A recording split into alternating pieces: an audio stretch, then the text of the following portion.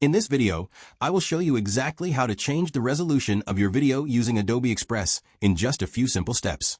This tool is incredibly useful when you need to repurpose a single video for different social media platforms like Instagram and YouTube. To get started, navigate to the Adobe Express homepage and find the Video tab. Under the section labeled Quick Actions, look for the option that says Resize Video and click on it. This will open up a dedicated converter window where you can easily upload your media. You can either browse through your computer files or simply drag and drop your video clip directly into the interface. Once your video has finished uploading, you will see a preview on the screen along with several editing options on the right side.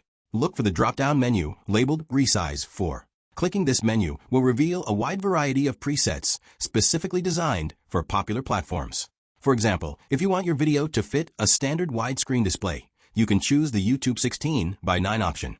If you are creating content for mobile users, you might choose the TikTok or Instagram Reels 9:16 vertical format. If none of the presets quite fit your needs, you can select the custom option instead. This allows you to type in the